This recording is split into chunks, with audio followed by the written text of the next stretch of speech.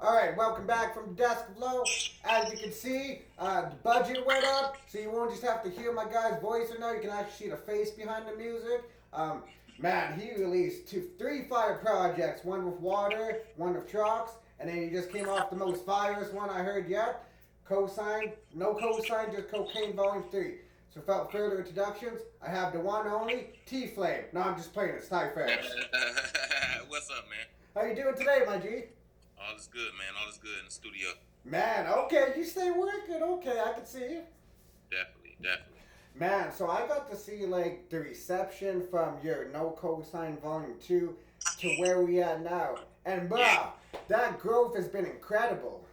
yeah, it's crazy. Appreciate it, man. Appreciate it. Anytime. So I was curious too. So let's just get back, jump right into No Cosign Just Cocaine.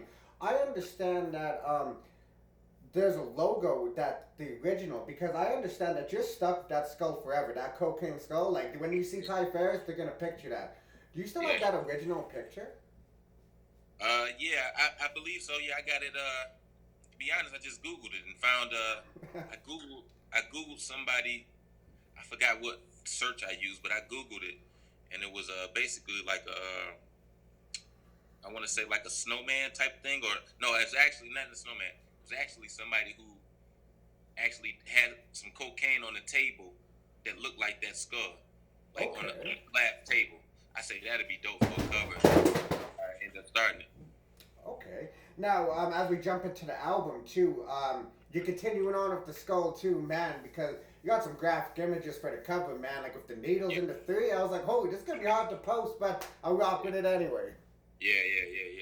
The needles is the pen. You know what I'm saying? I thought about all. I thought all that up, man. You know what I'm saying? So shout out to Alex, my man Alex from Portland. He the one who did the artwork for part 2 and 3 for sure.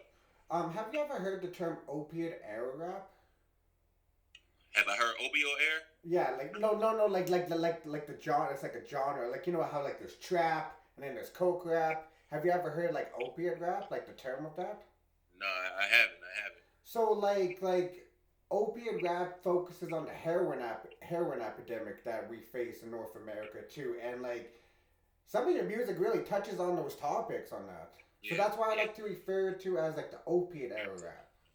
yeah. No, I mean, I mean, cocaine is just basically, I want to say like a simile, as of is my music, obviously, but drug affected everything in Detroit. You know what I'm saying? Heroin, meth, cocaine, crack. So it's all around here. But yeah, I get what you're saying. Okay. Now, as we jump into the intro, what made you want to include that for the intro, that skit? Because that skit was perfect for this album. Man, like most of my projects, man, I do a lot of digging and research, man. I like to make it feel like it's cinematic, man. So that the actual clip came from a guy who was speaking on a PBS channel, and Okay. that part was of it. And then let me try to think the other part. Maybe the last part was actually Wesley Snipes playing a small role in Miami Vice. Oh, Uh, okay. yeah, some real digging. I do a lot of digging, man, and there's another part on there I can't remember, but yeah, I just wanted to set the tone, man. The music is. I'm obviously talking about a lot of drugs and stuff, but the reality of the whole Yeah. music is reflecting on the effects of it. I'm not glorifying. I'm basically showing the effects and what it's done to the community. Well, yeah, too, because it's definitely not all diamonds and glitter. Like this shit is like there's a whole other side that's a grimy side to it too, and that's why your music Yeah, shows both sides of it too. Like definitely. as we go into one of one, you got bars like official Nando with the Smith and Wesson bottles on the road to riches. I was hitting potholes, almost flipped a tire hole. Now I'm switching models. Day in my condo fixing waffles. Can't see better way. Fix your goggles. You Yeah. got like some standout lines. Like I just want to know, like, do you write it bar by bar and then dissect it bar by bar? Nah, man. What I do, man, everything I write, man, I turn the beat on and I just let the pen flow. I don't have no lines pre-made or nothing like that. I just do what the beat tell me. To be honest, man, I don't know. It sounds cliche, but I No, just no. follow the beat. Yeah, I just follow what the beat tell me, and if a crazy line comes up, it comes up. I don't force it. You know what I'm saying? I don't be like, oh, I gotta have a punchline. I just try to be witty when I write. You know what I'm saying? Yeah, it definitely shows. Cause some of the bars I've written down here, you're gonna be like, yo. So like, I say this too. Like, a producer can really bring the best out of an artist too. Like Trox does that with you on the Room 39 series. Yeah. But another producer that does that with you as we go into the third track is Riding Through the Jungle. Now I know you like no return, no receipt more, but this Ride Through the Jungle, yo, this is my jam right here. Your Bozack brings the best out of you. Yeah, man, that's crazy. So I don't want to go too far ahead, but that track, man, it's really my vintage. It's my style. Like I like aggressive, up tempo beats. You know what I'm saying? So I was sitting on that joint for probably 9 months and stuff, and it was gonna be. I had it tucked away for a long time because me and Bozack was starting to work on our project, but you know, we both got busy and we was holding. I'm like, man, I need to at least throw one of these on there, and he gave me the okay. So yeah, man, that joint was supposed. I wanted that joint was going to be first to start it off with before One of One, but I said I wanted to find a beat that felt like an intro.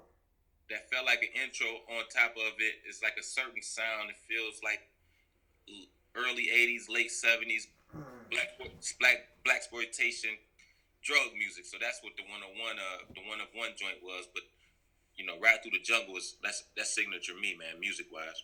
How do you sit on something for 8-9 months when you're saying shit like a crack house is the closest I get to being Rock Nation? If you fly payments, I put your face in the walk. Blazing cops, they racist, razors tasteless. Trying to tame us. My first thought was middle fingers. Like, how the fuck do you sit on something like that for 9 months? Like, is it because you know, like, it's strategic, or it's like, I know time and it'll be right? No, man. It's just, you know, I record like crazy, man, and I knew it was a good record. From the. I recorded that joint and the next joint within the same 2 days. Okay. I knew it was a good record. I just wanted to make sure I put it in the right position because it was a point where I wasn't gonna use it. You know what I'm saying? I knew it was a good record. Both of them was good records. But you know, it's always about timing with records, and if they fit. Like I got records that's dope that won't fit on that didn't make this project, but it just didn't sound right sonically. So I'm all big on that, man. And the bars come with it, man. The bars come with it. When you listen to Ty Faz, you best be expecting bars. It's bars over BS. Damn right. Now, man, like, I love to hear that you have an EP coming up, Bowie. Like, that shit's gonna fucking be crazy. Because you guys got some amazing... I like how you do that, too, with certain producers. Like, you do a lot of work with Stu Bangas, Trox, and Bozack. Yeah, man. You know, I got a certain sound and a certain feel that I want my music to get to the fans, and you know they tap into that each time. You know what I'm saying? It's a few others that I'm working with now, like you know the standouts, a few others that's on the project we'll talk about. But it's a certain sound and feel that I feel like should be the backdrop to the No Cosign Just Cocaine, and you know Stu Bangas was one of the first ones from part one. So you know him and Trox, Bozack was on part one too. So. You know, it's just me going to my go-to guys. Now, would you like to say, like, this is like the Ty Farris sound, so when every time you release a project, like, the fans can always expect, like, this certain type of sound? No, well, I would say it's a certain type of, it's the sound for this series, you know what I'm saying? Okay. If you listen to Room 39 too, it don't sound it's nothing way like different. Yeah, so, and that's on purpose, you know what I'm saying? And, you know, Room 39 too is more, song oriented, structured a little bit better, where this is a little more scattered, where I just do about 40 bars and then put a skit at the end of it. But you know, I just know how to tap into that audience and then that audience sound wise. So I'm very happy to that. Yeah. Man, because I dissected Room 39. I was going to talk to you about that, but I was like, man, like this. I went back and heard No Cosign 3 because shout out to Marshall. But I was bumping No Cosign Volume 2 right after that Shady album. But I was like, man, yo, these guys have to, like, really pay attention to what's going on in Detroit. Because when I got to that third beat, I was like, holy fuck. All right, let's we roll up, rewind, and let's really dissect this, too. So when I got to the fourth track, I was like, fuck, I need more of this. So, you like this record a little bit more than Riding Through the Jungle, you said? Yeah, I like it a lot. I mean, it's just a different approach with the mental on it, man. That first verse is like very important to me. You know what I'm saying? That everything in that is authentic. You know what I'm saying? From me saying I stink to all of that, that's everything is authentic. You know, that verse in my head took place when I was either 19 or 20. So it just, man, when I wrote it, I'm like, yeah, this is it. You know what I'm saying? One of my favorite verses of my career. Well, even like when you like listen to that, you can picture it because you got bars like spending license, bumping old 50, this road risky, my soul guilty, if showing no pity. That bar right there, I was like, shit. Sorry if I keep looking at my phone. I can't remember that shit. Good, bro. Yeah, no, you good. But yeah, man, it was just like a snapshot of the time frame in my life, man, where that's what I was thinking. That's what I was on. You know what I'm saying? So like I say, it was like 1920 when I was bumping old 50. I ain't talking about Get Rich or Die Trying. We're talking about like that power of the dollar. Power. No, it was actually, to be honest, it was what's the first one? 50 Cent is the Future. That's when I. Oh shit! Okay. That's when I thought about the 50 joint. That mixtape with the Lloyd Banks freestyle on it and all that shit. Man, yo, that mixtape game can never be replicated. Yeah, and but that joint is my favorite joint, man. And when Bozack sent it to me, I was actually on the fence about the second verse because the beat changed. I was gonna say. Yeah, he's like, nah, man, leave it like that, man. Do it like that. And, whenever a producer tell me to do something to their beat, man, I go with it, you know what I'm saying? Especially a producer of Bozack's stature. So I did it, and then I was like, yo, I'm going to change the flow on it a little bit. So it worked out perfect, man. It worked out perfect. Has there ever been a time where you didn't listen to a producer and then you went back? It's like, maybe I should have listened to him. You know what? For the most part, man, I haven't worked with a producer that gave me marching instructions. You know what I'm saying? They send me the beat, and most of the time they trust what I'm gonna do with it. You know what I'm saying? Like the way me and Trox work. Trox don't tell me what to do with the beat or anything like that. I just do what I do, and yeah. But on that one, I was going to switch it, but out of common courtesy to the producer, I'm like, man, let me see what he think. He's like, man, you should do it like that, man. They give it a different feel, and that's what I did. So. Yeah, because even your verse on "Hand to God," that's like my favorite verse by you. Like, oh yeah, that verse is crazy. That's what led up to this, to be honest. So okay, yeah, that verse that I did for Jay Sinai,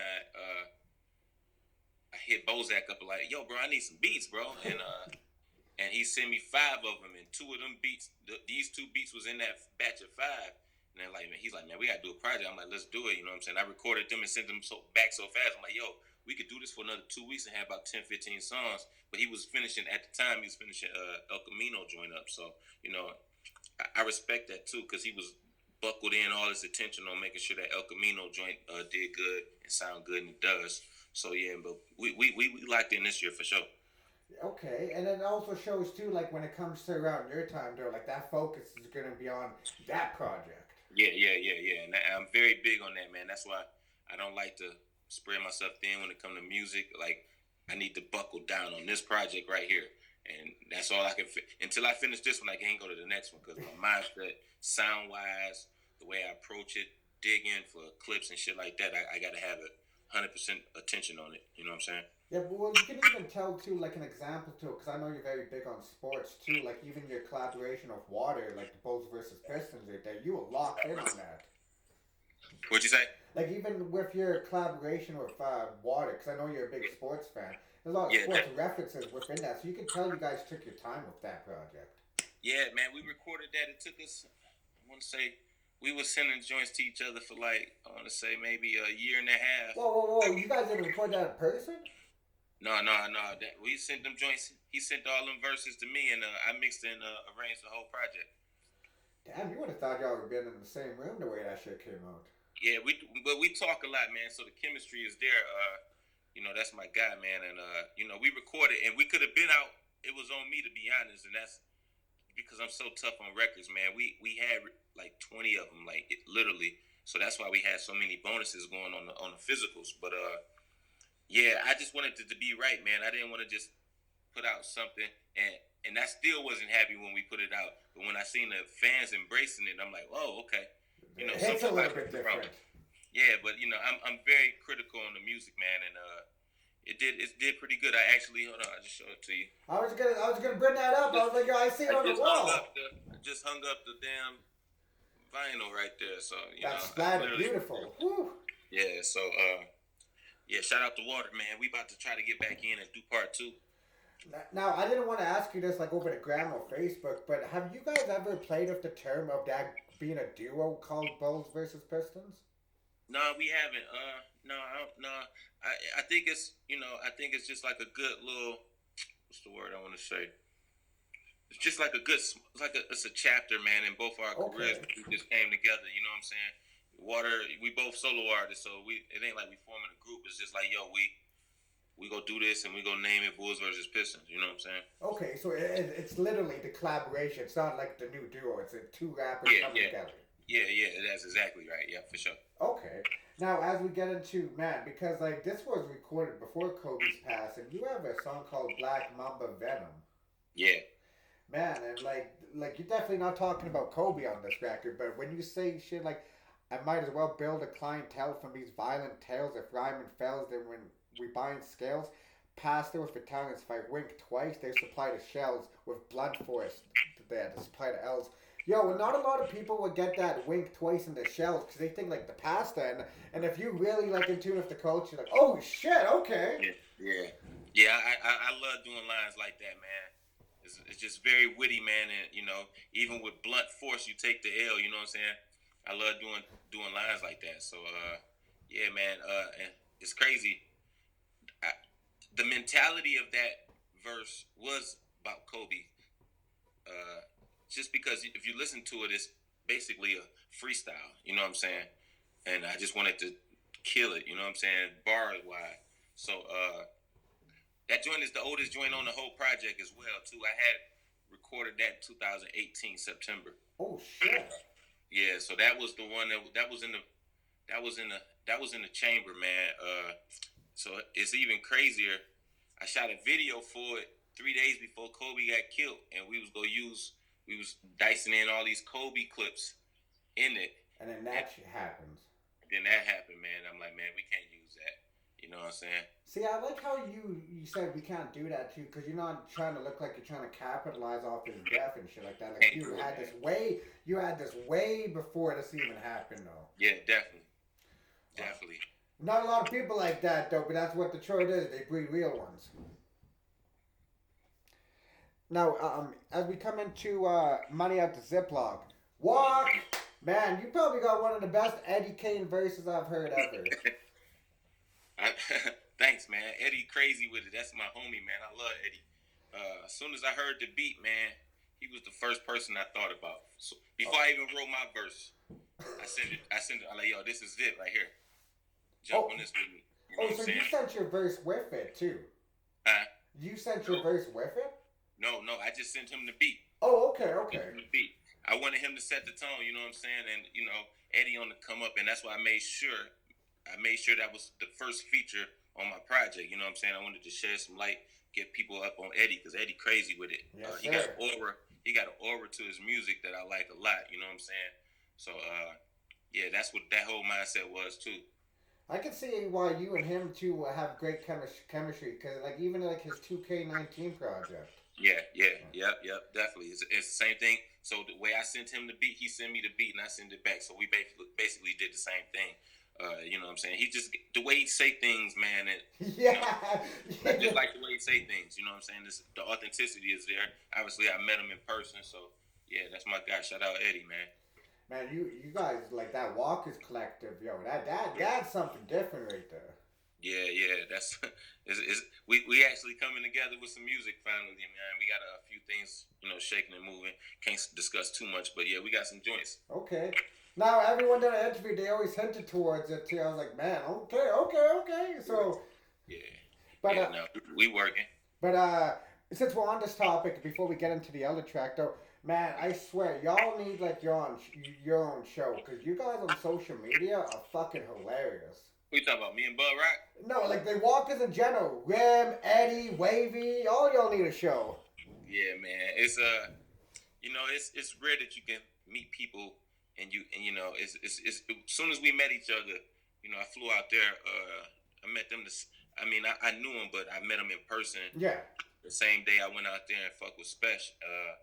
So we was all at the studio. We just vibing and shit. And man, it's the music is cool, man. We all make music, but the way we bond as homies and shit, that makes the music better. So we hit the studio, Me, Rome, Bub, Eddie, Wavy, Planet Asia. We all went to the studio, man, and it's just bonding, man. And so we joke and kid like that, man. It's it's just what we do, man. It's them the homies. Now, was this at that brunch where they all thought you were doctors? Yeah, man, that's it. Yeah. Okay. Yeah, because when I seen that, though, I thought it was like something else going on. I was like, yo, what? And then I seen somebody comment like, yo, they thought we were doctors. I think Spesh put it on something like that. Yeah, so he had his dress all white like he was getting Christian. Okay, so that was like the first time you actually met all them out there. I never knew that. Yeah, for sure. I'm trying to make sure that's right. Yeah, for sure. That's right. But I've been knowing Bub the longest out of everybody. Okay. I knew Bub probably a year or two before I met everybody else, and then we all gelled up and we did the Walkers thing for sure. Man, he should just be in Detroit right now because the way he's rocking out there with Foul. Yeah. Bub is out here. I mean, Bub been out here for a minute now. You know what I'm saying? So. So even like Killing Fields too, like I noticed like you're one of those very few underground artists that put hooks in their raps. Yeah, I'm very meticulous with it, and I feel like it's a lost art, and I ain't gonna throw no salt on, but I feel like a lot of these guys can't do it, so they don't do it, so they do stuff like put sound clips, and it's cool, man. Whatever you got to do. Yeah. But for me, man, it's like, man, I'm a songwriter, man. You can go back 10, 12 years, and I'm always done songwriting. I ghost wrote for people. I used to even write hooks for Roscoe Dash, believe it or not. Tried to, you know what I'm saying? I was writing for Atlantic Records. I was, writing verses, hooks, just trying to land placements, trying to get some bread, man. So I'm big on, and I was taught music that way.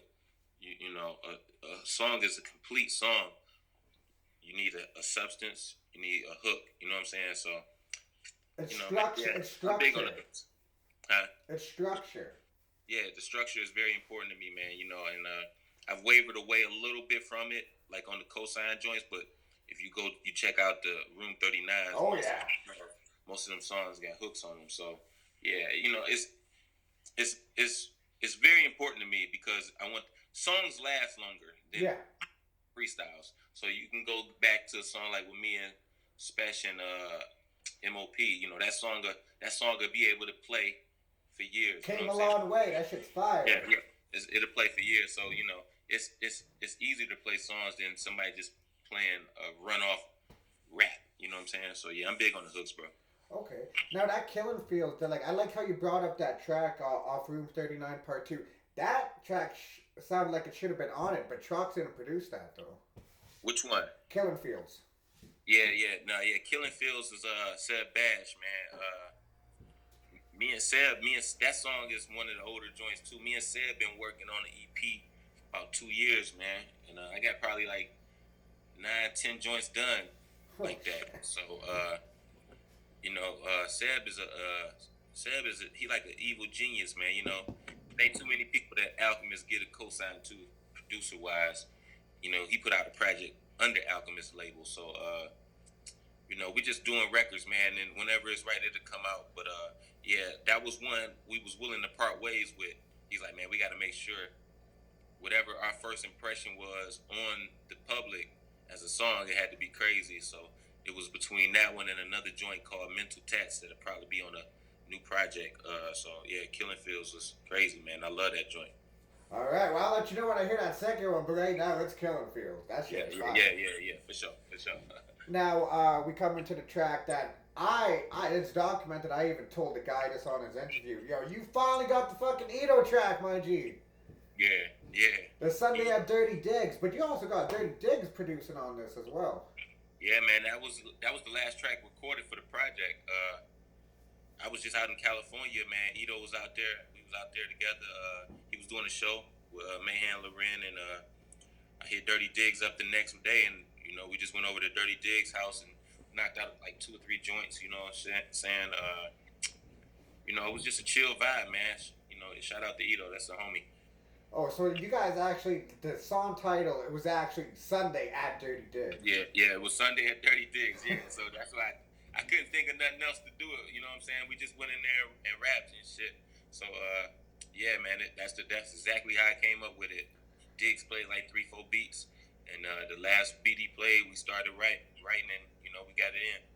I was gonna say one of the lines. We were in the car and I was playing that, and I had to stop when I heard this. I was like, "Made man to play the wall of snakes, dance, strategize their operation, run smooth like a phantom." Right? Yo, I like stopped. I was like, "Yo, that's real shit he's talking." Yeah, man. Yeah, man. And that's what's dope about. Because most of the time I record by myself right here. But what's dope about recording in person with somebody, man? So it's like a competitive thing. You get the energy. Yeah. Ito pen is sharp, man. So I had to make sure I was ready. You know what I'm saying? And it came out pretty dope, man. And it was, to be honest with you, straight up and down, I wasn't even gonna put the track on the project because I felt like we could have did something stronger with a hook, and that's just me back to my structure mentality. You know what I'm saying? So he ended up being busy, getting busy with some stuff. We just kept missing each other, but I had a whole nother joint ready for him. You know what I'm saying, with a hook on it. Okay. I'm sure that'll come out this year, but yeah, man. But for the authenticity of the hip hop moment, I had to put it on there. Like, man, how rare is it gonna get me and Ito at Dirty Dig Yeah. Court? Gotta put it out. I'd be doing a disservice. You know what I'm saying? Well, it also fit in with the project too, like New Crack Era and No Cosign. Like I love Yeah, definitely. Yeah, I had all that in my mind frame. Now, like the first time you ever collaborated with Ito was that actually on a DJ Logic track? Yeah. That's the homie from up this way. Yeah, man. What's crazy is he just sent. I didn't hear Ito verse. He ain't hear mine. Shit. Okay. As soon as he said Ito is on it, I'm like, yo, bro, I gotta come with it. That's one of my favorite joints that I did last year. That one and the J-Side 9 for his feature joints. Yeah, that joint turned out crazy with me and Ito. I actually gotta go buy that. Let me write that down. I gotta go support. I never knew that one came out last year. I thought that was this year that came out. Well, the vinyl came out this year. Okay, yeah, maybe that's why. Yeah, the song came out last year. Okay. Now, as we get into like the third track, now like, okay, this shit was like, cause I'm big on Flea, but when I seen like Flea and Ty, I was like, okay, whoa. First he had Ty and Ito, but this guy got Ty and Flea now. I was like, oh yeah. Fuck. Yeah, Flea the homie, man. He worked fast, man. Oh yeah. I chopped it up with him a little bit when I was out there in New York, and I forgot what happened. So we was just talking one day. He's like, "Yo, man, I'm in the studio." He basically telling all of us, like, "Yo, I'm in the studio working, man." And I was like, "Yo, bro, I think I got a joint for you." I sent it to him. He probably sent that joint back within the same day, if I can remember correctly. And as soon as I heard the beat, so I had the joint. I was sitting on the joint. I got 2 more joints with Michelangelo. I was sitting on the joint, not knowing where to place it. You know what I'm saying? So my verses was on there, but I was like, it needed something else. And then I got laid up on Flea. You know what I'm saying? I was late on Flea, so I wasn't hip to Flea until probably maybe 2 months before I met him. Okay. Once I met him at the brunch, it was cool and shit. And then we started chopping it up on the message. And once I did my research on him, music wise, his energy, I'm like, he fit perfect on this, and he did a hell of a job, bro. Yeah. He did a good job. Now, okay, so I love how you explained that too, because that will explain why his verse kind of comes late at the end of everything. Yeah. So it was just a feel, man. I could have put his verse in the middle of mine, but I just wanted to. I feel like he ended it strong, and then even with the gunshot at the end, it sounded like the end of a song. You know what I'm saying? So I was conscious of that, and if I remember correctly, maybe not. I was gonna say some of them. Maybe my verses is 12. They both 16s. But yeah, I just wanted to make sure it fit right, man. And I know people was waiting to hear from the verse, so I made them wait an extra 50 seconds. Hey, I was definitely waiting. I was like, "Okay, yo, where is it?" Yeah, that's funny. Yep, that's what it was, though. Now, like even some of the line, bouncing thoughts off my basement, hoping for better days. Grandma praying I was breaking into the Reverend's range since 11th grade. In the back of my uncle's Escalade, visions of stretching cane. I'm a diamond tester. Check your chain. I was like, oh shit. Yeah, man, that's funny, man. I get too much into it, but Oh yeah, please don't. Yeah. no, I can say it now. That shit a long time ago. Me and my homies did. We didn't know it was the Reverend Carr. You know what I'm saying? So I just leave it at that. We didn't know. Hey, but when you're young, that's all happens. Hey, yo, hold on, homie. Yo, somebody calling me. Oh yeah, no worries. I can edit this. No worries, my guy. Okay, no. We can keep talking. I'm not gonna answer. I just can't see you right now. Oh, okay. Yeah, my bad. Okay, so as we come into this is track 9, I Pray. Mm-hmm. Now, was this left off Room 39 too? Nope. I recorded that. I probably recorded that. Let's say I recorded at the top of the year last year. Oh wow, 2019. Yeah. No. I'm sorry. No. Wrong. Okay. So Room 39-2 came out in August. I recorded that after Room 39-2. I'm sorry. I'm thinking of something. Wow. This is after. I recorded that probably maybe 2 weeks later after Room 39-2 came out. Trox sent a batch, and I'm like, man, I gotta have you on the project at least once. You know what I'm saying? Yeah. And what's crazy about that joint is, basically, he used the same drum pattern from the beat on part 2. So, the song called Where's the Growth on part 2, No Cosign, is the same drum pattern. So I was like, yo, that's dope. You know what I'm saying? That's a good segue. So, I'm going to check that out in the car after and compare the two drums. Yep. So Where's the Growth drums and I Pray is the same drum pattern.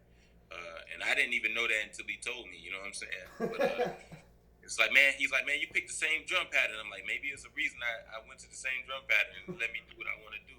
But yeah, that joint crazy. I like that joint a lot too, man, because the structure of it. Yeah. Right. So it's basically, let's say about 40, 48 bars, whatever the case may be. But then I end it with a hook. You know what I'm saying? So I like doing that. That's something that I do a lot of.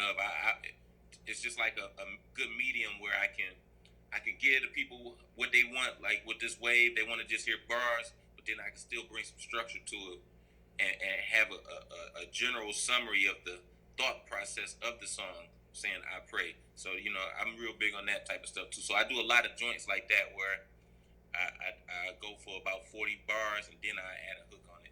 Okay. And see, like, that's not the way an average song would be. It would be a 16. Right. Yeah, exactly. So it's that's the thing, man. It's no correct way of doing something good. You know what I'm saying? It's like, however you make the song dope, you make it dope, man. Like everybody don't need to do hooks. You know what I'm saying? Yeah. I could listen to Rock Marciano. I don't know, Rock Marciano rap for fucking 70 bars and be happy. So it's just something that I do. You know what I'm saying? I like harmonizing a little bit. You know what I'm saying? See, I like how you include Trox in like every one of your projects because like that Room 39, like that is like I would like to say like that is your reasonable doubt. Like not to compare you like to another rapper, but like for your crown and achievement for something like you can look back on. It's like that's shit right there. Yeah, that's a good point, man. Yeah, Trox is very, very big in my career, man, because for a while I was just trying to find a sound, and it's hard to find a sound that fits your style. That fit my style, and then you even take into consideration that I'm in Detroit. My sound don't even sound like people from Detroit, to be honest. It don't sound like some of my peers. Like it don't sound like the Middle Finger Music guys. Yeah. It don't sound like Guilty. You know what I'm saying? It's just Trox was my once I heard Trox, I say this is it. As soon as I heard it, so I met him in like 2012, and we've been working ever since. So that's like my baby brother, man. For sure. Y'all need to go back and re-listen to that interview where Ty's talking about Trox. You got way into depth of it early on. Yeah, for sure. But man, like even like to see a kid from Portland to like help you mold your sound like that too, like that is inspirational itself. Yeah, man. I didn't even know it was going to become to that. You know what I'm saying? I heard his beats and I say, man, this is what I've been missing. You know what I'm saying? Yeah. And it all started from a tweet. You know what I'm saying? I tweeted my homie Nonsense. I say, man, some producers that make beats that fit like what you doing, and he typed in 2 producers. Okay. Dan Slice and Trox. Oh shit. Yep. So you go back to that. That was probably 2012, 11, something like that. And yeah, man, I linked up with both of them instantly off of that tweet. You know what I'm saying? And Trox sent me a batch of beats, and I knocked out like 5 joints in that week from Trox. You know? Power of the internet, man. Yeah. Say again. Power of the internet. Oh yeah, definitely. Now, like, you even have like lines like hard to work, hard to see the light when you're making money in the dark setting. They're filling darts with dope where I like spar with a ghost trying to snatch my heart, and I hope I make it out. I've been breaking out cause stress to prior B&Es. I might have fucked up some of the words, but no, yeah. You got it for the most part. But that's real shit if you really live something like that, like, and you trying to find a way out, and you're like literally in this dark ass setting when that's the only thing you know. Yeah, obviously. I mean, if it's the words say what they say, you know what I'm saying? And then it's like the B&E stuff, man. That shit, when you're doing dumb shit, man, and you stressing and you running. I'm not saying running. I'm saying when you running mentally. Yeah.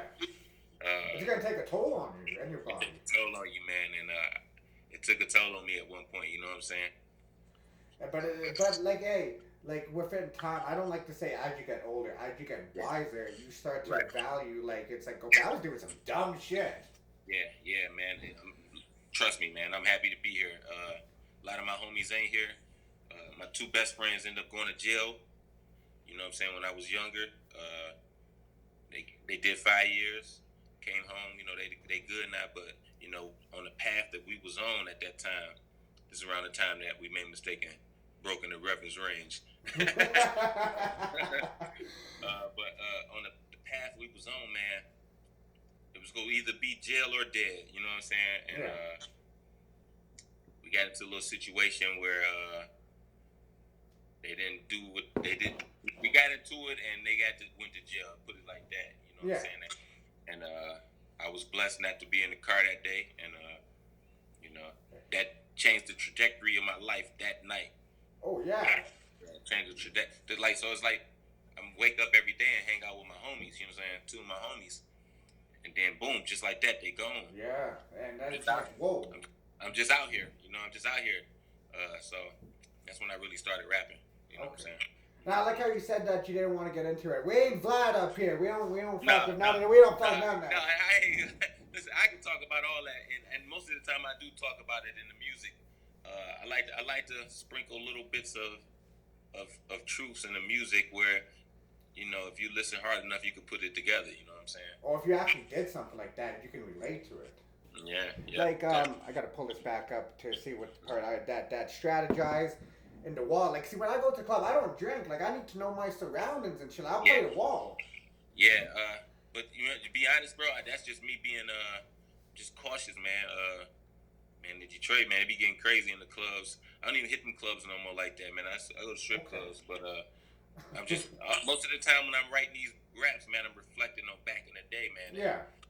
And you get into so much beef in the hood and you problems where I got into so much beef at one point with people where we was beating people up and I wouldn't even remember how that person would look.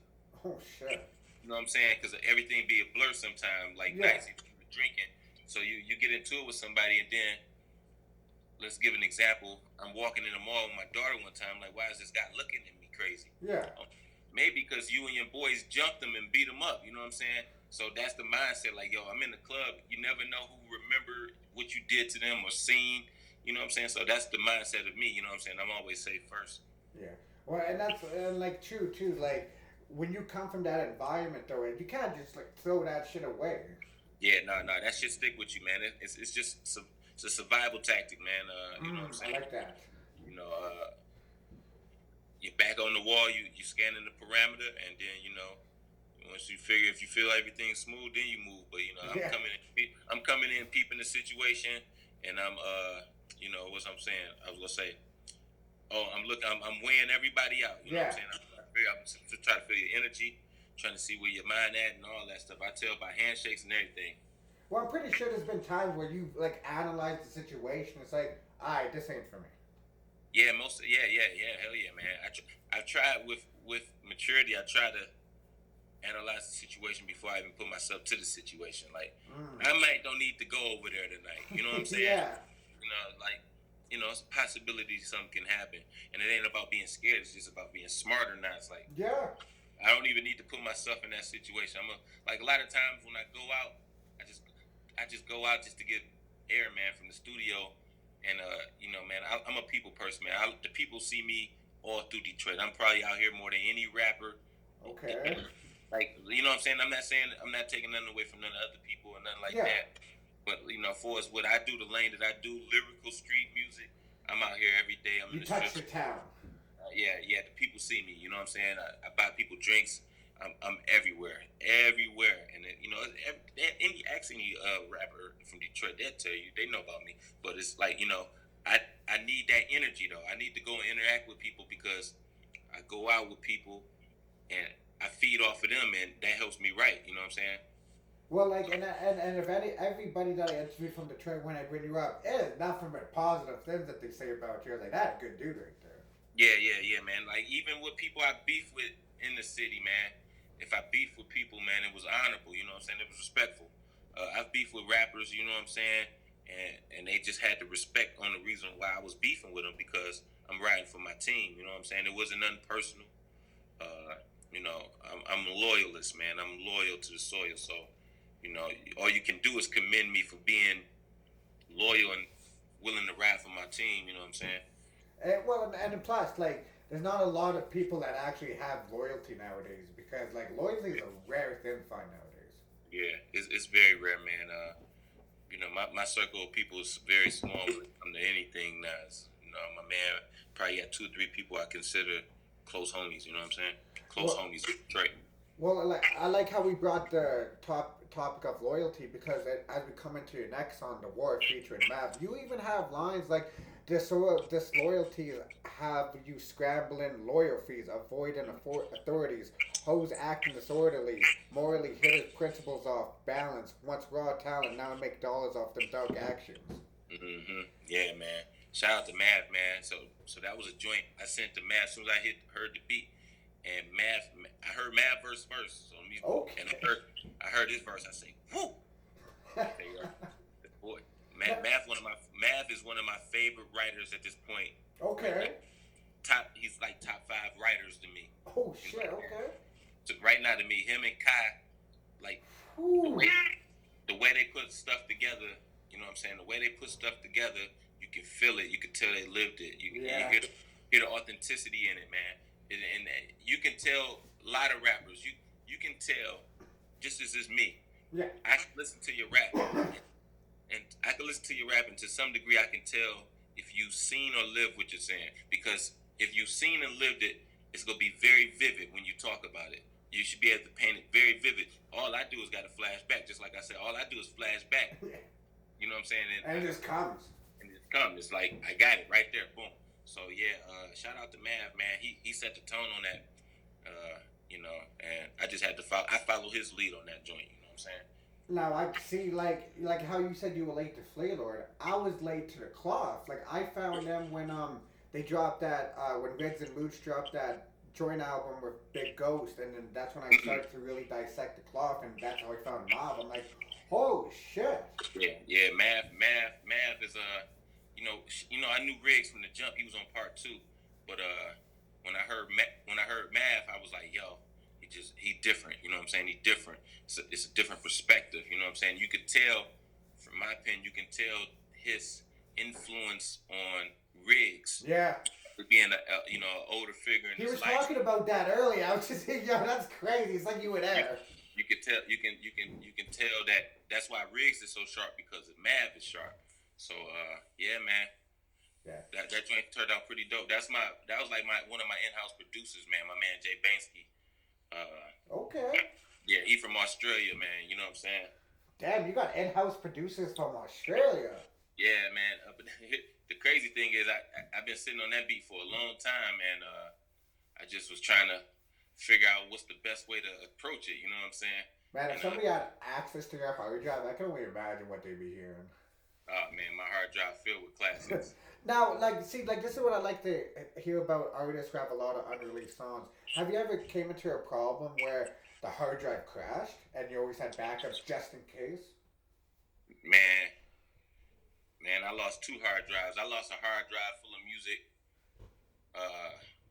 probably about 30, 40 songs, man. Oh, shit. And I never forget it because I like tears came out my eyes because this is probably 2012, right before I met Trox. I was doing a project, and it was sitting on the desk like right here, and it was like I just boom, and it fell on the ground, and then I heard it. I'm like, oh. So I tried to plug it in. It happened on my man Proof Day too, man, on April 3rd. I never forget it. I'm like, man, what are you telling me, Proof? Are you telling me I should give up music? You know what I'm saying? But yeah, man, I lost a whole bunch of songs, man. I had songs with all type of people, man, producers. I still got some of the runoffs, but like the sessions, like I got songs I was over Hit Boy beats. Oh shit.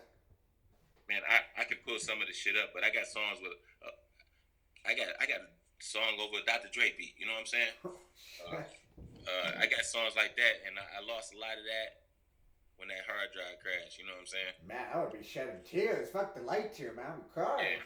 Yeah. It's like, you know, it's like this though. It's like, check it out, man. If you did it once, you should be able to do it again. You know what I'm saying? And that's what I was at with it.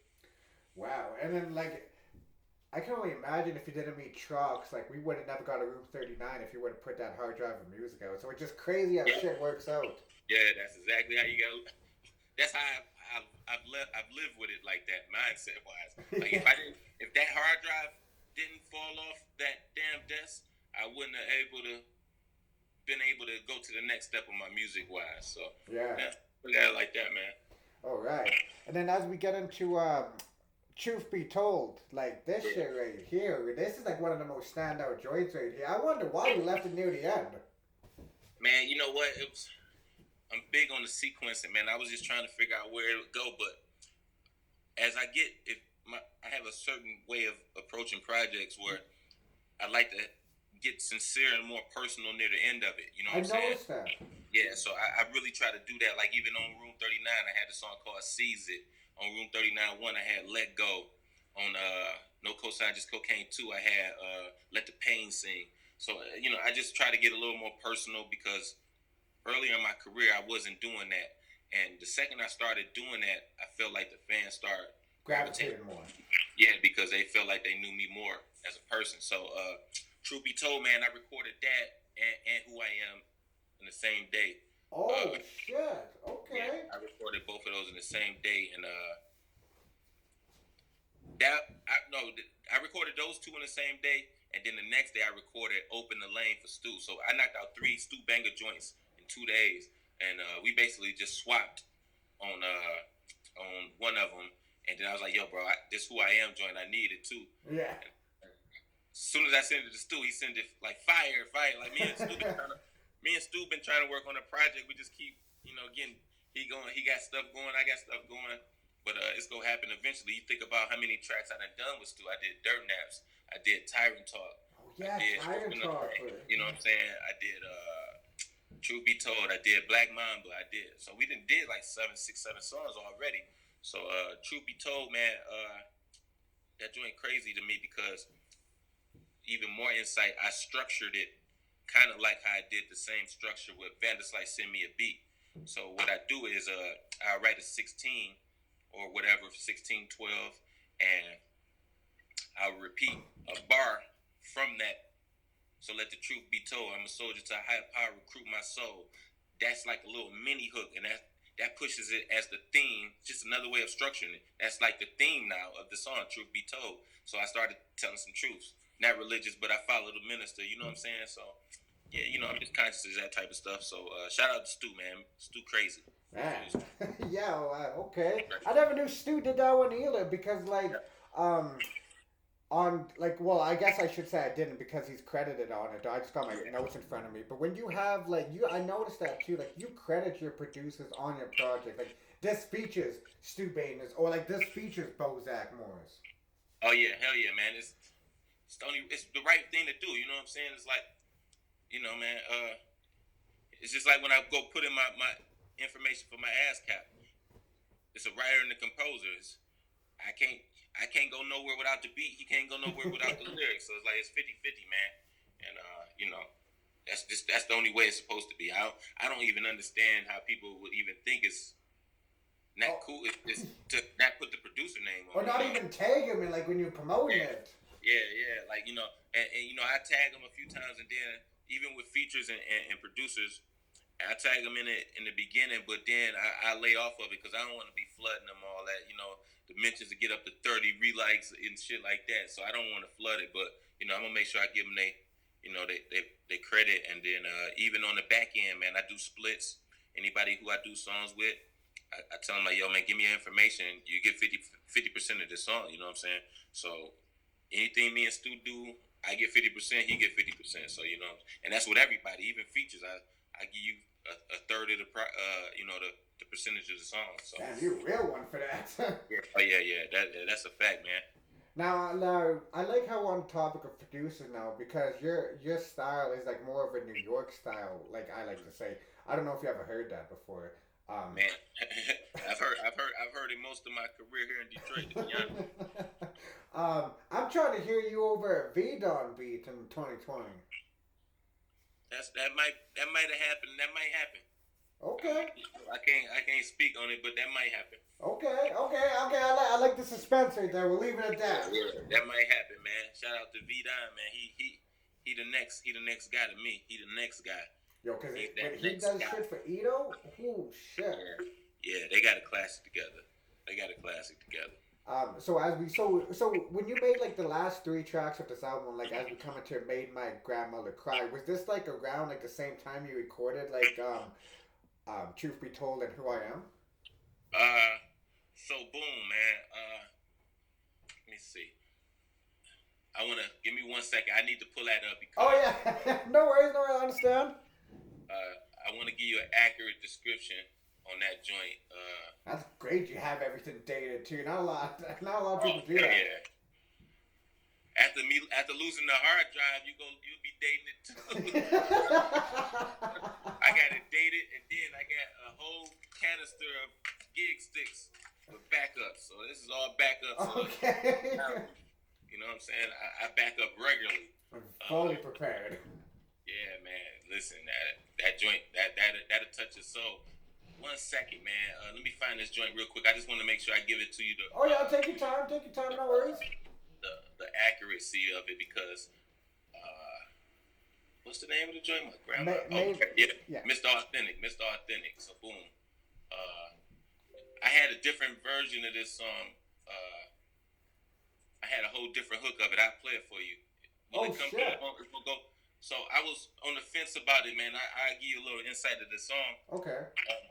So when I recorded the song, shout out to Mr. Authentic. I recorded the song. This is exactly how I recorded it. The way you heard it is the way I recorded it. And on purpose, I didn't double the hook. The hook is it's just one take. Yeah. The whole song was one take. And I felt like me doing it that way made it more personable. So, but as exploring it, I'm like, me back in my ways of my structure, I'm like, man, I gotta make it a song. So I did a whole hook for it. And I want to play that shit for you real quick. Oh yeah, most definitely. It'll be a first on the show. Yeah, you'd be the only one to hear it. But see, this is why I love when artists do interviews, though, because they give more appreciation when they go back and listen to that song. Damn. Oh yeah, it might be in this photo. Okay, yeah, I'm about to find it. So okay, I understand. I've been going through the same thing too when I was trying to figure all this out, going through my folders. Like, I gotta date everything. Yeah. Oh, so the name of the song was Traumatized at first. Okay. Here we go. I'm fearless. So I'm gonna just go to the hook. Violence like a pirate fresh from the islands. I'm a rider in the game, you know it's all about the dollar signs. Another night in the streets, another homicide. Feel the truth when you listen, most will not survive. They hear my rhymes and they traumatize. I'm a rider in the game, you know. So you know what I'm saying? That was the hook. Okay. You know what I'm saying? And I ended up just leaving it the way it was, man, because I felt like it was more personable that way. But that's just like a lot of these songs I do two or three hooks until I feel it's right. You know what I'm saying? I rewrite verses sometimes too. You know what I'm saying? Don't matter about how long it takes. It's just about once you put it out there, you're satisfied with it. So yeah, man, I just left it the way I wrote it the first time. One take. I took it all one take and just put it out, man. Man, see, like that's rare for someone to like spend that amount of time because they're like, okay, once it's done, it's done. I can only imagine how long you ever spent on a hook, like just perfecting it. Oh man, I've spent months. Oh yeah, I can see that. Literally months on a hook. Like you know, a lot of people don't understand melody. They don't understand certain instruments and certain tones of your voice should go that don't like it just don't match. You shouldn't even try it. But you know, some people not aware of that. You know what I'm saying? So I'm very conscious of my range of a melody, and if you want to call it singing, and you know, until I know when it's right because it feel right. You know what I'm saying? I know it like that hook is good, but it don't feel right. It don't feel right. You know what I'm saying? So I'm based it on feeling and if it sound right sonically. You know what I'm saying? Yeah. But see, like that's the also thing too. Like that's raw emotion, and that's what makes people gravitate toward it. Yep, that's exactly. So, like I was saying a little bit earlier, as I get near the end of a project, I try to bring more raw emotion and more personable stuff. And I thought that hook made it a little too bright, and I didn't want to stray away from the actual because I knew it was going to either be the second last song or the last song. So that's what my mindset was on that joint. Okay. Now, as we come into the last track of this project, man, like Who I Am, this was like the perfect way to end that project because like you always hear like certain beats like, yo, this should have been for the outro. When Stu sent that one through, like, did you know that one's the outro, or did that didn't come till later? You know what? As soon as I heard the beat, I knew I was doing something to it. And in the same way I recorded the song before it, I recorded that one. Okay. It's all one take. You know what I'm saying? And I was just in a good groove, I guess. You know, when I started writing to the beat, it just became personable. It didn't sound like I was supposed to be attacking in it. It had some punchlines and stuff like that. It just felt like I should just talk some real shit. And I came up with the hook. The hook was, you know, same type of sound. One vocal, one main vocal, and yeah, man, Who I Am. That joint turned out. That's probably my second favorite joint on the project. Okay. I like how you said second favorite because some of the lines were like, "My campaign wasn't promised, never changed for deposit. Being honest, honestly is how I made a lane in this nonsense. I never fold a compromise. Cool composure when the drama arises. Traumatized by the homicides. Clear the sympathy by defectancy. Mentally, I was okay on the roller coaster." I can't be a rapper, but that was fire. Yeah, man. You know, the pen just floated, man. Like I say, man, whatever the beat tell me to talk about, I felt that I don't force nothing. So any beat I rap on is something. I mean, I ain't gonna say I force. I've been, you know, asked to do features, and I might didn't like the beat as much. But anything on my project, I love the beat. Boom, you know what I'm saying? As soon as I hear the beat, I'm going. And you know, I'm like me and Bub be having conversation. I'm probably the only person that still write all his raps on paper. On paper, I was gonna ask you that because you said pen and pad earlier. Yeah. Oh yeah. I don't do the phone thing, man. I feel like I'm an author, man. So every time I write in my head, I feel like I'm writing with a feather. Okay. And dipping it in the ink. You know what I'm saying? I need to see it, man. I need to see it because sometimes I could look at some of the bars and see something, so I can see the subject matter. Yeah. And I know how to stay on point with it. And you can do it like that, obviously, on the phone. But I just need to see I don't know, man. Maybe I'm wired different, but I need to see it on paper, man. Well, because everyone has their own structure of actually doing music, so everyone like that's like your style of it. Yeah, man. I write, man. Probably fucking say 400-500 books. You know what I'm saying? Probably stacked like this. Yeah, and I'd be and I be wanting to throw them away, but it's like the artist in me, like I can't throw that away. Yeah. Well, you see how you have your plaques? I mean, sorry, like your projects, like framed like that. Have you ever thought about doing that for like the projects that you written down, like the No Cosign Volume 2 back there? Yeah. What you talking about for is like the for like framing the lyrics. Yeah, so I did that last with part 2. I don't have them lyrics no more. I did like I did a vinyl. Okay. And it came in a plaque. I sold it. I have to look it up, but I sold it for like I sold it with the sheet of lyrics for a rap. Okay. And it came. So I sold the vinyl, and it came with a frame of the lyrics for a rap from the project. Oh, I think I seen that on your Instagram a while back. Yeah, so I did that, man. I might do that for part 3 too. Okay. For the vinyl for part 3. Now, how much you sell for that? I'm just curious. Was it good, like $250? Shit. You know what? I don't remember, man. I look real quick. I'm not trying to count your pockets. I'm just curious on the average. No, it's all good, bro. I'm trying to remember. I think I did it only for $100, man. It wasn't. Damn. Yeah, I don't be trying to. Yeah, so it came with. Okay, it came with a CD and a vinyl. Yeah, I think I just did it for $100, man. Damn. Yeah, I did 100. I did 10 of them for $100. So I'm real big on that, man. I don't be trying to bust people's head open. You know what I'm saying? It's like I know people out here making a living, trying to, if you even thinking about spending some money on a physical, I appreciate you in 2020. So yeah, so the vinyl, CD, all autographed, hand numbered, and a plaque of the lyrics of selling for $100 a pop. Ooh.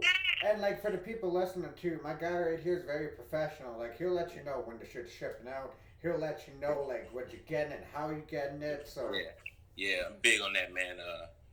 Man, I really appreciate people who spend their money, man, because this is what I do for a living. I ain't had a job in I won't say how long, but it's over. It's early 2000. So I've been doing this, man, and I got to a point where I got to follow on the people who want to support my music and buy the physical. So it's like I got to make sure I go all out to keep these people buying it. You know what I'm saying? So I spend a little extra money on the presentation and the booklets and stuff like that, or put like I would like even with my shipping, like the boxes and the things that I use to ship, I spend extra money on the quality to make sure it get there, undamaged. You know what I'm saying? Because males, they don't give no fucks about your mail. Yeah, so they'll toss your shit like it ain't nothing. So yeah, man, I'm real big on that type of stuff, bro. Well, like even like your presentation, like that book that the Squad Deadface did for their physical for No Cosign Volume 2, like bro, that's like an actual book, like a hardcover book like this, like that is crazy. Yeah, man, I just try to think out the box, man, and I wish I'd have printed more of them, but Well, I bet you people were pissed when you sold out of them. Yeah, because I wanted to make it a boutique type thing, man, and when they sold out in a day, I said, damn, I could have made some more money, but the people who got it, man, that'll be something they could cherish forever. You know what I'm saying? It's very rare. I'm not gonna print them again. I don't plan on it. And it was just a good collaboration with me and Squad. You know what I'm saying? Okay. Chuck, Squad, fire artwork. Definitely. So before I let you go, Ty, I got a question for you for these visuals. Like, do you plan on shooting a visual for any of the Bozack joints? Already done. I shot a visual where I did no receipt, no return first verse, and then at the end, and then I did a 2-in-1. So they both Bozack. So both of the first verse of both of them joints would be one video coming out. Oh, so it monetizes like the YouTube, because motherfuckers be downloading the shit from YouTube, but when you get that shit, strategic. I see what you did there. Yeah, so that should be. I should have that probably this week. So I got that video shot. I got I Pray video shot. Woo. Obviously, I got Black Mamba video shot, but we might have to redo that now. Yeah, what you were saying before, yeah. Yeah, I can't put it out like that. And what's crazy is the night before homie passed, me and was shot by my man Frost. We was talking about it. I like, yo, bro, I don't want to put the Kobe footage in there like that because I shot it. I shot the video at a basketball court, and I'm like, yo, that's a little too much, basketball, and I just wanted to make it fit. It just didn't feel right at the point. To put it out. It just didn't feel right. The visual didn't feel like it was connecting to the music to me, so we go re-strategize on that one. Because I'm pretty sure you watched him back and like before you release, it's like there's like that Black Mamba. I'm pretty sure you scrapped other videos. Oh man, I scrapped a lot of videos. I scrapped maybe 2-3 videos in my career, man. I actually had a video for You Didn't Know You Was in Hell. I actually put one of them out, but I had another one shot, but I had somebody else re-edit it. Okay. I got the footage and had somebody. I just didn't like the way it was edited, man. And then, man, sometimes I could get a little over analytical, I should say. Okay. Just a perfectionist, man. I know when it look right, and I know when it sound right. And the second I can't even fake like I like something. You know what I'm saying? Like it's written on my face, like that ain't it. I don't like it. Yeah. So I had somebody else. So the video I put out, I had somebody edit that, and I still really wasn't crazy over it, but it was good enough for me to put it out. But yeah, man, I scrap everything, bro. I scrap songs like I've scrapped so many songs. I'll show you about 50 of them I just scrapped. You know what I'm saying? Well, but like it's like what you said though. You're a perfectionist, and I can tell when you get your projects. Oh yeah, man. So I go into the projects, man. I know I'm gonna record if I'm putting out 14 songs and I didn't want to put out this many songs on this project, to be honest. Yeah, because this is more than usual. Yeah, that's more than usual for me. But to be honest, you some insight on why I did that, man. I felt like I was swept under the rug with Room 39 too. I felt like the people didn't catch it like I thought they was gonna catch it. Like they didn't catch it like they caught this No Cosign Cocaine. Yeah. Yes. They didn't catch it. So and I take the blame on that because what happened from No Cosign Just Cocaine 2 to No Cosign Just Cocaine 2, then Bulls versus Pistons. Yeah. Then I come with Room 39 too, and that just sounded so different from the last two projects. Yeah. It didn't connect with the people who started messing with me from them two projects. So I was ready to scrap that project at one point. You know what I'm saying? Because and there's none against Trox. It was just I knew the wave at that point, the sound that people was rocking with me on. So when I put the Say My Name single out, I didn't feel like it got the response that it should have got. It should have got. And so it just come with the game, man. You live and learn, re-strategize. I knew they was gonna love the 38 special feature. I knew they was gonna love the Rome Streets joint because that sound is closer to the sound of what would be on No Cosign. Yeah. So I was very conscious of all this stuff, but without me being mad from Room 39, you gotta understand. Quick as I returned, Room 39 dropped the end of August. I came back with No Cosign Just Cocaine. Yeah, straight away. Yeah, so I was very conscious of the maybe losing traction and sound and the people's eyes. Like, I don't even think people think I fell off. It was just not for them. You know what I'm saying? Yeah. The bars was there. I had bars, but it just wasn't for people. It's the sound. But like, see, this is how cause I always knew of you from the Purple Game, but what really made me a Ty Farris solo fan was that Room 39. Yeah. Room 39 was definitely. What's crazy is when I just said I was getting the car, the guy who gave me the name for the project, my man Rick. Okay. He was calling it. But yeah, man, it was just. I remember recording that, man. I just knew it was gonna hit, and I didn't know what direction I was finna go. I just knew that me and Trox needed to put a project together, and that whole concept, with the North Korea Route 39, you put me on a rabbit hole through that after that. Yeah, that's exactly what I was in the rabbit hole. That's what Royce is saying, a rabbit hole. I was in the rabbit hole for that joint, man, and I really did a lot of research and detailed thought into it and draw the parallel to my life to North Korea. You know what I'm saying? And it turned out to be crazy, man. It turned out to be real good, man. Man, that's what made me a fan right there. So I'm glad like you released part 2. Now, I can wait for part 3 because that Caesar joint you got. I love when you collaborate with like people outside of your lane, like the Novelist joint on Caesar. So I was like, oh shit. Yeah, man. Novelist, the homie, man. And it goes back, man. For the most part of my career, man. Anytime I put a project out, I try to reach back and get somebody on the come up from Detroit, man. I see my man Proof do it. So if you go listen to Room 39-1, I got my man Scholar singing on the hook. Yes, sir. Ghetto Survivor, you know what I'm saying? Even from a producer standpoint, on No Cosign Just Cocaine 2, I was like, let me get a foul mouth beat. You know what I'm saying? Make sure foul mouth is on here. You know what I'm saying? So I'm very conscious of doing that. So Novelist was just another guy that I was like, yo, he dope. I want to put him on the project. And it's so crazy. I don't know what made me think that he was going to be dope on it, but it was something about the flutes in there. Okay. Something about the flutes in there, and he always doing that, like the samurai ninja stuff. I was just gonna say that anime style rap. Yeah. So that's the mindset it put me in when I thought of him, and it turned out dope, man.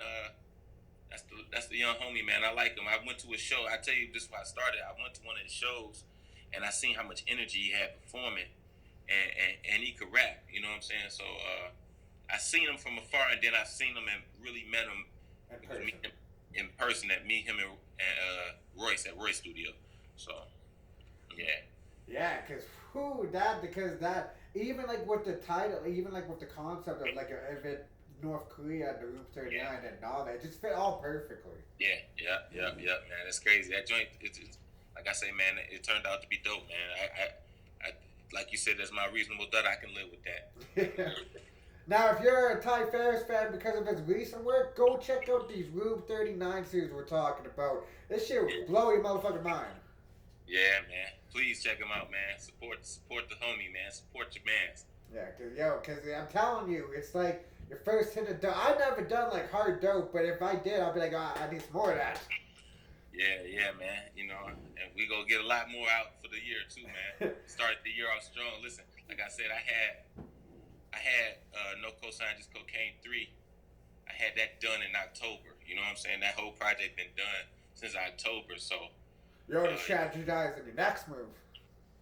I was just timing it, man. There was so many releases coming, so I was like, man, you know what? Let me just wait. And I was like, damn, I want to be on one of these lists, album of the year lists and shit. Yeah. It didn't. I waited to the end of the year. Yeah, but you never know. You might have these joints, like, because a lot of people, they're late to things, too. So, in 2020, if I don't see, like, none of these no cosigns on this list, especially 3, then y'all motherfuckers be late. But it's gotta be. It's gotta be. Listen, man. Right now, man, I definitely think I got one of the albums of the year. You know what I'm saying? Humbly speaking. And when I think of that, man, I just think about from a whole standpoint, man. Songs, concept, structure. And that's how I gauge my albums. Like, you know what I'm saying?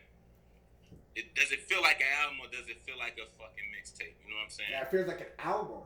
Yeah, it feels like an album. So, even the way you put it together with sound clips. So, yeah, man, I hope to see my name on some of these goddamn lists. Well, I like how you said that too. Like, don't take no offense to this too, but when I listen to your Rider music, that's like a mixtape vibe. What I get from it, then I get the Room 39. Yeah. So Rider music is like my first official release when you were just holding it, we were figuring it all out. Yeah, I was figuring everything out, man, and I did hooks on that joint too, but the energy of it was different.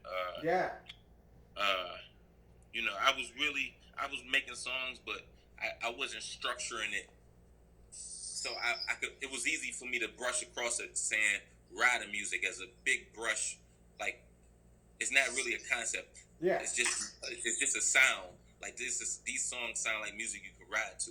So so it wasn't approached as an album. It was approached as I'm doing songs that feel a certain way instead of an album. If that make any sense. Like I hear like I say, like this feels like an album now. Room 39.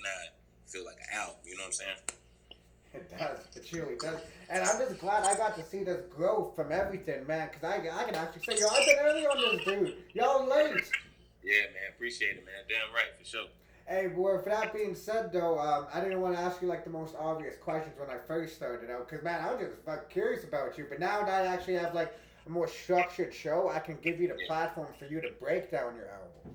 Yeah, it's dope, man. I was gonna do this. I was gonna do this actually. You know what I'm saying? Video it because I really like to give people insight, man, and on my mindset with music, and it's a release for me too, man. Because I sit in this room and do all this stuff by myself. You know what I'm saying? I mix, record myself. You know what I'm saying? You can look around. That's my Okay. And my setup right here. So. I like how you got the clip right by the mic up there too. Yeah. So I do everything by myself, man. I mix, record, edit. So I don't talk about my music a lot to people. So I want to. I just want to do it in the proper outlet. You know what I'm saying? Because it's different when you're talking to people at a bar as opposed to doing it in an interview. Right. Exactly. And then for the people who fans of the music, man, to give them more insight on. I really want to make sure I come across as very genuine and want to make sure that people can tell that I really put a lot of time and energy and care into the music. I don't just do music to make money. I really love this. Yeah. I'm really about the craft, man, and that's why I really want to get across to the people. Man, your work speaks for itself, man. Like, you don't even have to explain it. Appreciate it, man. Anytime, my guy. Now, is there anything that you like to plug in before I let you go, Ty Farris? Yeah, man. Just stay on the lookout, man. I got a lot of stuff coming this year, man. I got an EP on the way. It's coming. I can't even reveal no details on it. Oh yeah, please don't. Element of surprise, please. Yeah, I guess I'm kind of staying away from surprise, but it's coming. It's gonna drop out of nowhere. I got a few visuals coming from Room 30. I mean, not Room 39. No Cosign Just Cocaine. 3. I'm just working, man. I'm about to put a little EP together next. We're going to just tentatively call it Tyrant Talk. Okay. It's going to be Tyrant Talk. I'm going to probably put like 7 songs together, get that back out here, man. And I got a lot of stuff, man. Me and Bozack, man, we definitely locking in this year. And just trying to keep busy, man. You know what I'm saying? Just trying to keep busy. Man, you definitely got a good 2020 coming up for you. We might even get like a Ty and Kai feature. You just never know. Man, yeah. You just never know. Kai feature, man. I don't. You know what? I would like it. You know what I'm saying? But I don't. The brother's so cool, man. And without speaking too much, I talked to him. Good brother, man. I'm just a fan. Like, he made me better. You know what I'm saying? Listen to his music. He made me better. So that's what it's about, man. Orpheus and the Siren. Y'all need to go check that project out. Yeah, that was the best. That was the best project. When did that come out? 2018. Yeah, somewhere. It's either 2017 or 2018, but I think it was 18. Yeah. That was the best project out that year. It's not even close to me. That's probably the best project out since it came out to me. Ooh, okay. I'll make a good debate of some of your discography in there too, but we'll talk about that after. Yeah, for sure. So with that being said, this is another classic interview from one of my very first guests from season 2, and glad to see his growth from now. The one and only Ty Farris. Appreciate you, Lo, man. Much respect, much love, bro. Anytime, my G. I